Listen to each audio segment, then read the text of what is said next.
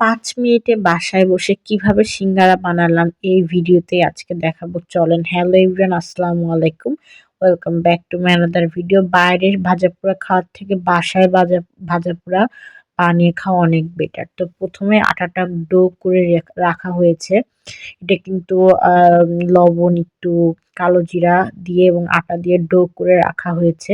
তো বেশ কিছুক্ষণ রাখার পর আমরা এদিকে আলু ভাজি প্লাস একটু ছোলার ডাল দিয়ে সুন্দর করে ভাজি করে নিচ্ছি। যেহেতু ফার্স্ট টাইম করছি, চিকেন দিয়ে রিস্কটা নিচ্ছি না, তাই আলু আর ডাল দিয়ে কোনো রকম চালিয়ে দিব। বাট আলহামদুলিল্লাহ একটু লবণ কম হয়েছিল, বাট পরে আবার আমরা সুন্দর করে এটাকে হ্যান্ডেল করে নিয়েছি। এটা মূলত আলু দিয়ে ছোলার ডাল ভাজি।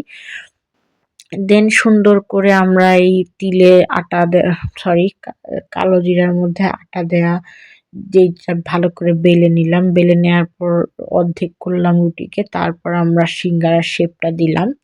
তো আমরা যেহেতু প্রথমবার বানাচ্ছি, তো ওরকম শেপ দিতে পারছিলাম না, তাও যতটুকু সম্ভব দিয়েছি। টোটাল আমাদের 22টার মতো সিঙ্গারা হয়েছিল। খেতে আলহামদুলিল্লাহ মজা হয়েছিল। প্রথমবার ট্রাই করার তুলনায় এটা অনেক বেশি ভালোই আমরা বলতে পারি। এই তো আমি আপনাদেরকে দেখিয়েও দিচ্ছি, দেখেন কত সুন্দর হয়েছে। আস্তে আস্তে বানানোর জিনিসটা শিখবো। আসলে রান্না জিনিসটা আমরা অনেকে ভয় পেয়ে থাকি।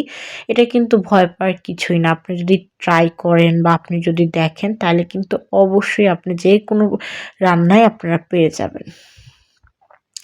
তো সিঙ্গারাটা কিন্তু মজা হয়েছিল। দেখেন আমরা কিন্তু মানে ডুবো তেলে ভাজতে হয়, তাও আমরা ডুবো তেল দেইনি, অল্প তেলের মধ্যেই ভাজছি। দেখেন অনেক সুন্দর করে আমরা ভাজার চেষ্টা করেছি, একটু আলগোস করে বা আলতো করে।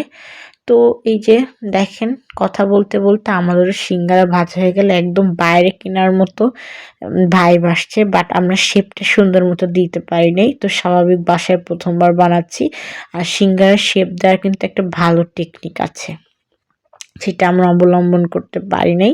তো আপনাদের কেমন লেগেছে? মাত্র 5 মিনিটে যদি ক্ষুধা লাগে, হুট করে কিন্তু বাসায় আটা আলু থাকলে সুন্দর করে সিঙ্গারা বানিয়ে খেতে পারবেন। আপনাদের ভিডিওটা কেমন লেগেছে? ভিডিওটা এই পর্যন্ত।